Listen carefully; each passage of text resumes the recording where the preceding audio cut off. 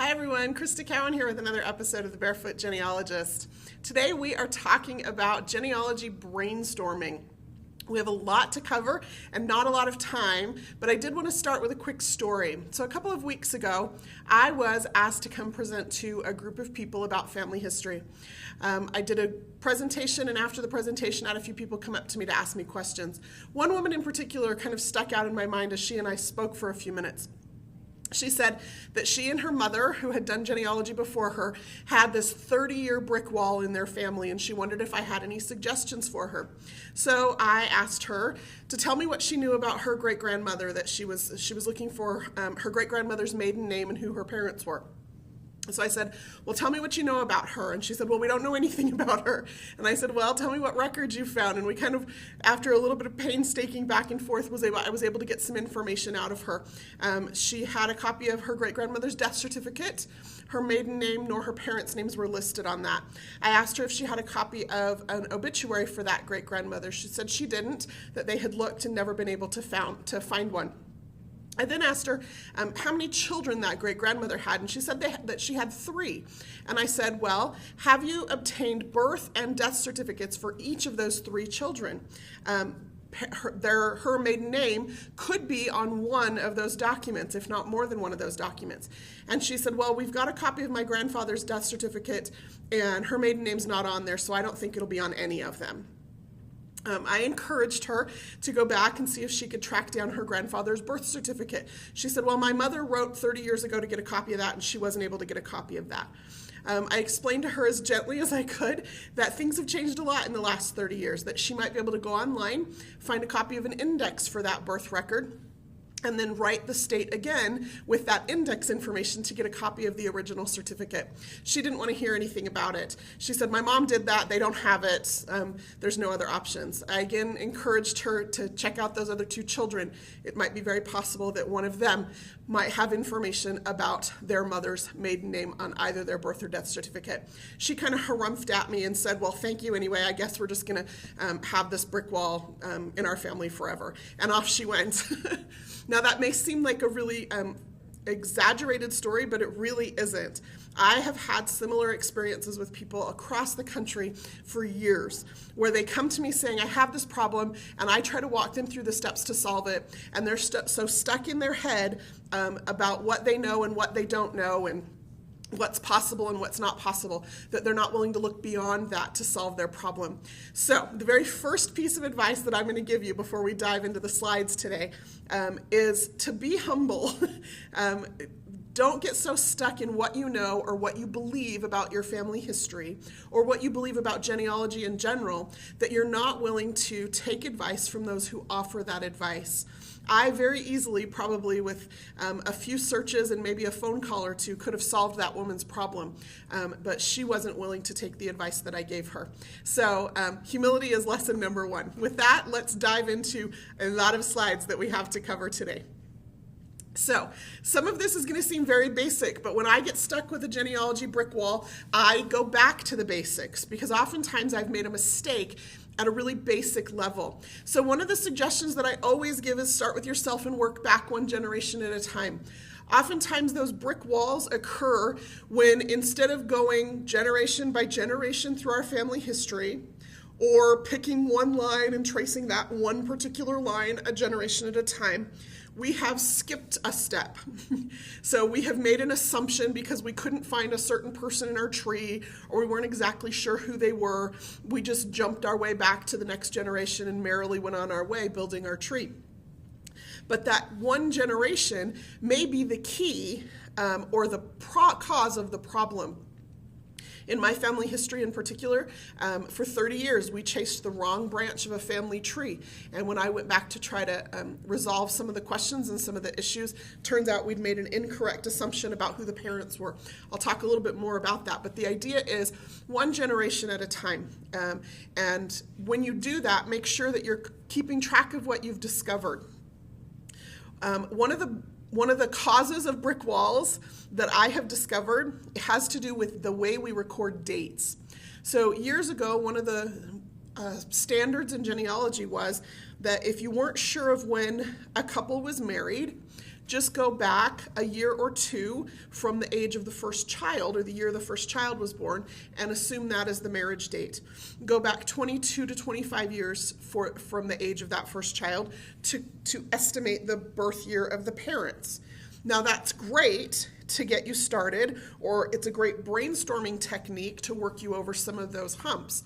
But the reality is, if you don't use some of these abbreviations so that you know that you have estimated those dates, if you've just put a year in there, then you may think that that was proven.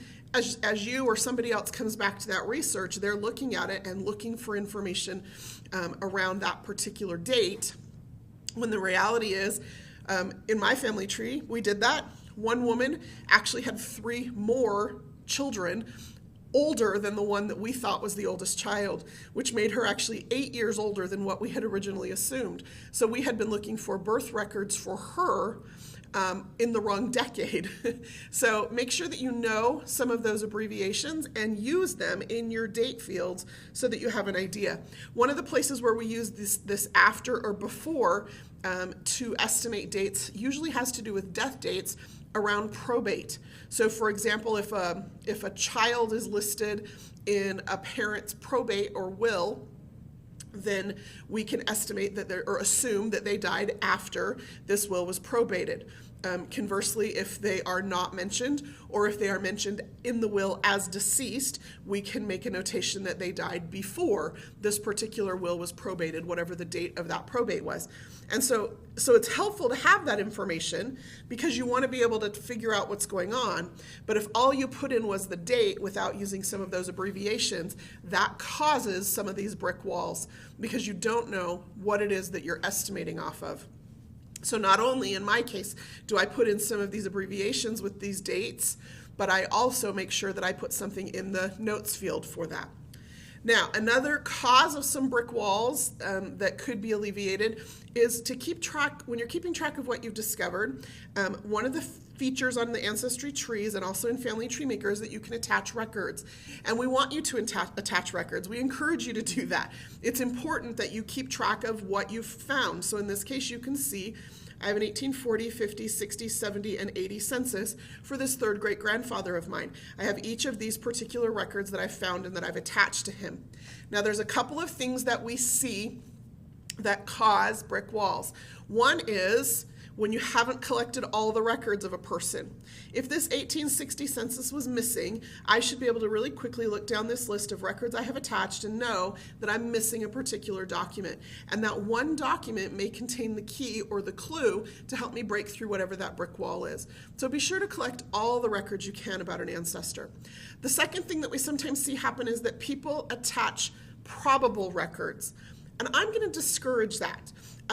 So I've seen accounts, actually I was just looking at some last night, where there are 2 1900 census records attached because they weren't sure which one was the right person. I would discourage you from doing that. If you're not certain which one pertains to your ancestor, save it to your shoebox. That's what that shoebox is for, so that you've kind of bookmarked it. You can go search for other records, and then you can come back to that and make a determination about which one is your ancestor and which one is not. Delete the one that's not, and then attach the one that is. When you start attaching records that you're not certain belong to your ancestor, one of the things that happens is that record then becomes a hint for other people searching for this same person. Unfortunately, people who are a little less experienced might assume that hint is accurate and merely go on their way, hitting brick walls a lot sooner than you have, maybe. One of the other things that happens is life happens, and we get away from our family history sometimes. So if you've attached a record, and then life happens, and you come back to this, or you've gone off researching another branch of your family tree, and you come back to this particular branch, you may just look at that list and assume, oh, I already found that record, and merrily go on your way. Again, running into those brick walls really soon. So attach records only once you've got a level of confidence that you've connected with the correct person. Again, if you're not sure, save it to your shoebox. And if you're not sure how to use that shoebox, we've got a presentation I did a couple weeks ago about that. You can look for that in the archives. Okay, I did mention this, I just want to reiterate it again. Collect all the records you can about a person in a family unit before moving back to the next generation. Oftentimes just one record holds the clues that you need, but sometimes all records viewed kind of in concert with each other are what give you the more complete picture and make you more certain that you're connecting with the correct parents and grandparents and so forth. One of the other things that I do is I make a note of things that I've looked for and that I can't find, and I make pretty detailed notes about exactly where I looked, what I looked for. So here's just the example that I have. If you can't read this on your screen, I'll just read it to you. I was unable to locate William Cowan in the 1850 U.S. federal census doing a general search on Ancestry.com. I did a more specific search for all Williams born in 1816, born in 1816, plus or minus 5 years, living in Licking County, Ohio, and Grundy County, Missouri. I repeated that search using a surname with SoundX search only. I also searched for his wife, each of his children. So you get the idea, right? The idea is that if you record what you've already done, first of all, you save yourself from doing that again, but negative evidence is sometimes evidence too. And so when you're trying to break through that brick wall, one of the things you need to know is what you've done and what was successful and what was not successful. And this level of detail helps me to keep that all straight because none of us have perfect recall. And so writing stuff down, and I use the notes feature in Family Tree Maker, the person notes, writing those things down helps me to keep track of what I've done and what I haven't done, and helps me to brainstorm about what I could possibly do next. Because I can look at this and I can say, you know what, I checked these 2 counties. Maybe there are counties between these 2 places that he could have lived that I can check. Maybe there are, maybe he really wasn't born in 1816. Maybe I have him attached to the wrong wife and children. So I can start running through some of those brainstorming ideas in my own mind when I can see what I've done and what I haven't done.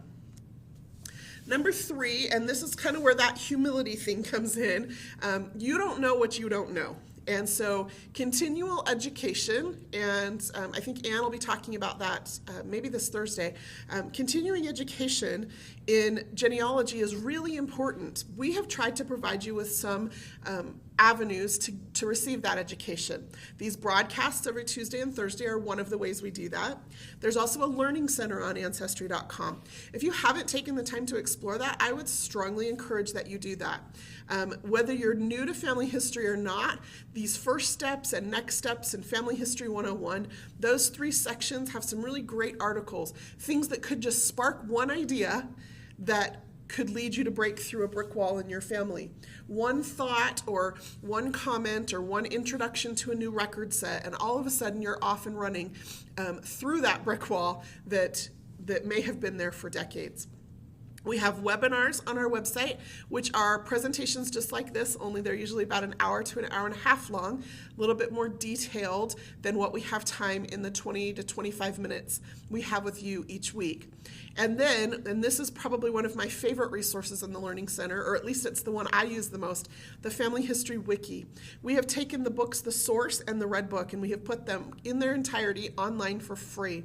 So for example, if I was looking for a marriage record in Kentucky, one of the first things I would probably do is go to that Family History Wiki, type in Kentucky, look for the link that says Kentucky Vital Records, and read about it so that I know when they started keeping vital records, what the holes are or the years that are missing possibly, which records are kept by the county and which records were kept or copies were sent to the state, what records are available online versus what records I still have to write to the state to obtain.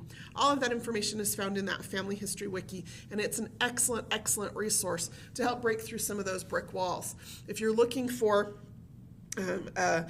a birth record in California in 1858, chances are you're not going to find it. If you'd read that Family History Wiki, you would know that and quit beating your head against that particular wall and start brainstorming some ideas to go around it because of the lack of that particular record. So use those resources in the Learning Center. Another much underutilized or incorrectly utilized resource on Ancestry.com is the message boards. The message boards, our Facebook page, there are a lot of places where you can go to receive community assistance. there is so much knowledge in this collective community of genealogists. One person does not know everything there is to know about every type of record. As a matter of fact, just this morning from another genealogist, I learned about a database that we have on Ancestry.com. There's over 30,000 of them, and as much time as I spend with those databases, I don't even know about all of them. And this one particular database, it's a database of stillbirths and probate records in Missouri, could help me with a particular research challenge that I have. So I'm all excited to go back and look at that database tonight. But I just discovered that this morning because another genealogist sent me an email asking me a question, and it sent me looking for the answer. So use these community resources. Message boards are one, our Facebook page is another, where you put your research challenge out there and then brainstorm with the community or listen to what the community has to say or share about what records are available, about how you might possibly solve your problem.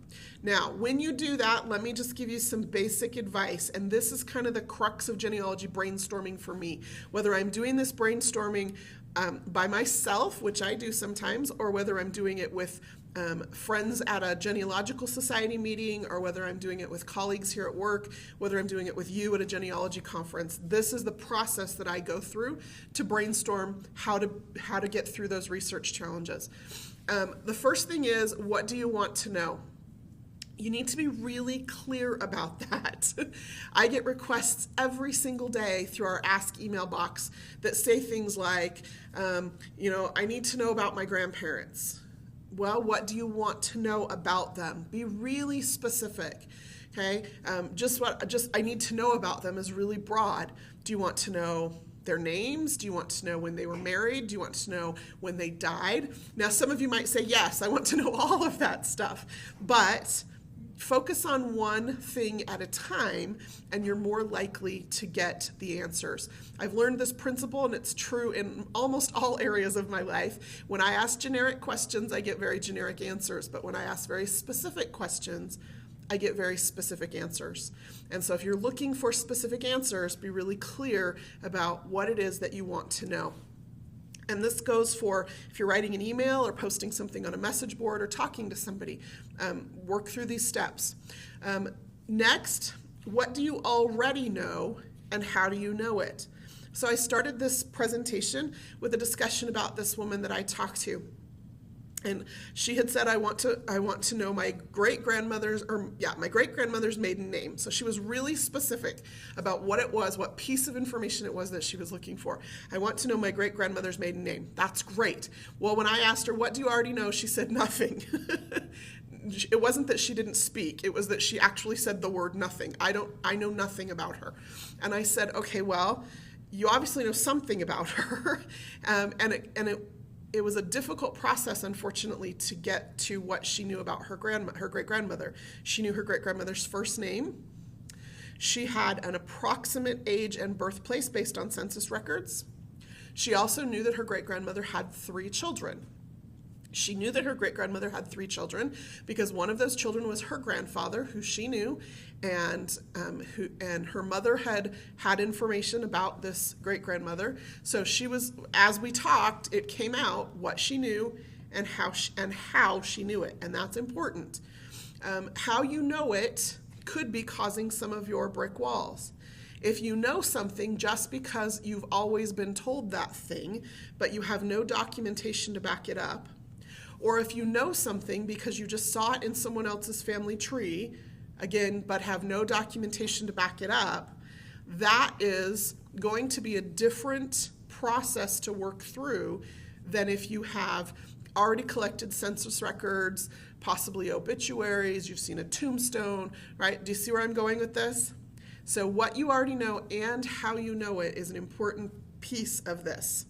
And then finally, and this is where the brainstorming comes in, where could you possibly find what it is that you are looking for? So I'll harken back to that story that I mentioned at the beginning of the presentation. As we talked, she wanted to know very specifically what her great-grandmother's maiden name was. We talked very painfully through what she already knew and how she knew it. And then when we got to this piece of where could you possibly find what you were looking for, I was throwing ideas out at her so fast. And when I realized she wasn't catching on, I slowed down. But the idea is that's the place you want to get to. Where could I possibly find what I'm looking for? If you remember that you don't know what you don't know, this piece becomes the question that you can ask other genealogists. This becomes what you could post on our Facebook page to ask the community of tens of thousands of people that are on our Facebook page. This becomes the question that you could post on a message board that inspires others to kind of rally around and help you. This is the question that you can take to your genealogy society meeting as you sit around with other genealogists and have an opportunity to share your brick wall or your particular research challenge. Where could I possibly find my great-grandmother's maiden name? And then all of a sudden people are throwing ideas at you like, find the birth, marriage, and death records for each of her children. Get a copy of her obituary. Look for a copy of a death record.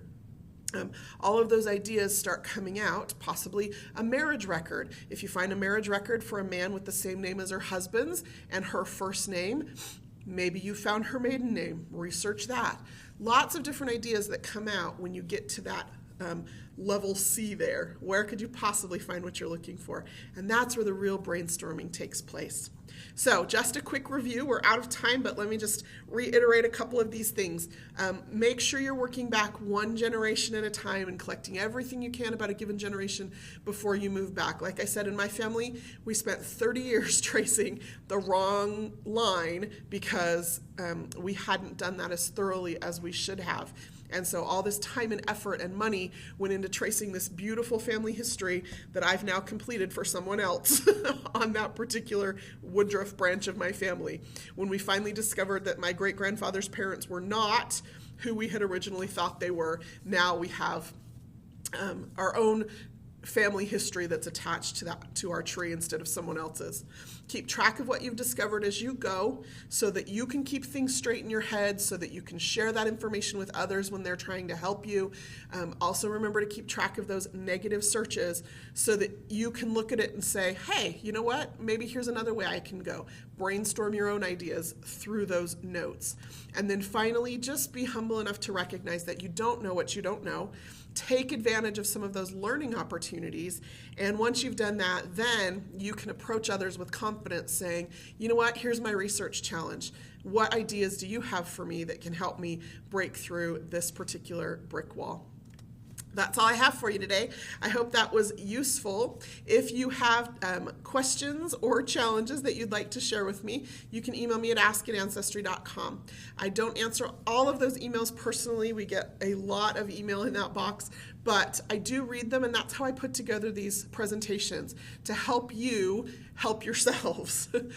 You can also send suggestions for future topics for our live stream presentations to that particular email address, and then check the events tab on our Facebook page to see a full list of all October events. We usually put the events up for the month, the last week of the previous month.